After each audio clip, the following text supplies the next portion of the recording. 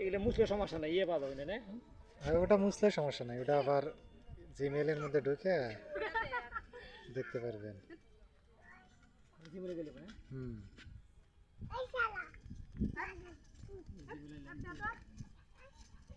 ওই সেন্টে চাপ দেন।